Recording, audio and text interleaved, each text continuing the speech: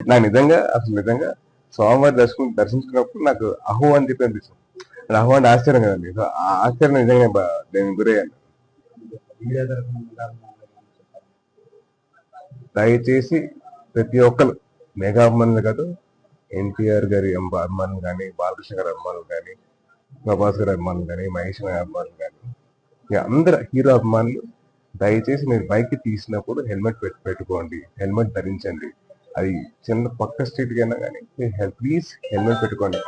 ఆ హెల్మెట్ పెట్టుకోవడం వల్ల నేను ఇవాళ బతుకున్నాను, మీ ముందర ఉన్నాను. సో దయచేసి మీడియా వాళ్ళైనా కానీ, పోలీసు వాళ్ళైనా కానీ ఒకటే రిక్వెస్ట్, దయచేసి హెల్మెట్ పెట్టుకోండి, సేఫ్గా డ్రైవ్ చేయండి. డ్రగ్స్ ఇప్పుడు తప్పండి అది. అది ఏం చెప్పాలి అసలు దాని గురించి? అది చెప్పేది తెలియదు వాళ్ళకి. కాదు, యువతకు ఒకటే అది తప్పు, అది చేయకూడదు. కావాలంటే మీరు మీ హెల్త్ మీద ఫోకస్ పెట్టుకోండి, జిమ్ చేయండి, లేదా ఒక మంచి ఆట మీద ఫోకస్ పెట్టుకోండి, లేదా యోగా చేయండి, లేదా మెడిటేషన్ చేయండి. రకరకాల ఆర్ట్స్ ఉన్నాయి, సో దాని మీద ఫోకస్ చేయండి. పెయింటింగ్ అని అవ్వచ్చు, లేదా మీ ఫోటోగ్రఫీ అవ్వచ్చు, స్పోర్ట్స్ అని అవ్వచ్చు, ఏదైనా అవ్వచ్చు. సో మీ ఫోకస్ దాని మీద పెట్టుకోండి, మీ హెల్త్ మీద పెట్టుకోండి. మీ మీద ఇన్వెస్ట్ చేయండి. మీరు ఎంతో కొంత డబ్బులతో మీరు పర్టికులర్ పదార్థం కొంటారు కదా, ఆ డబ్బులు అయితే మీ మీద ఖర్చు పెట్టుకోండి, మీ బాడీ మీద, లేకపోతే ఎలాగో ఒక కొత్త స్కిల్ నేర్చుకోండి, బాగుంటుంది.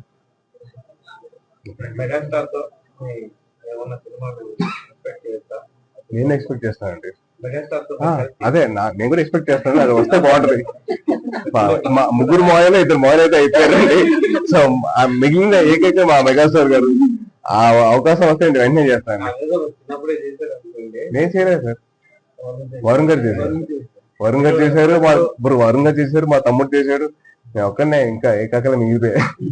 సో తప్పకుండా అవకాశం వస్తే నేను చేస్తాను. సో చాలా హ్యాపీగా, చాలా సంతోషంగా ఉందండి. నేను అలాగే అందరూ వచ్చి స్వామిని దర్శించుకోవాలని కోరుకున్నాను. ప్లీజ్ దయచేసి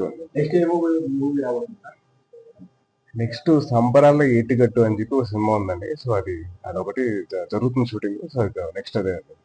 మొత్తానికి మన జనసేన నాయకులు అయితే అభిమానులు అయితే మిమ్మల్ని ఏ విధంగా స్వాగతం పలికారు?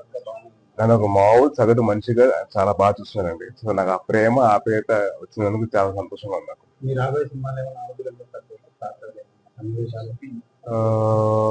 లేదండి, యాక్చువల్లీ పెట్టుకోవచ్చు, బట్ కథలో కుదరవు కదండి. కథలో కుదరకపోతే పెట్టుకోమని ఏం లాభం? సో కథలో కుదిరితే నేను డెఫినెట్ పెట్టుకుంటాను.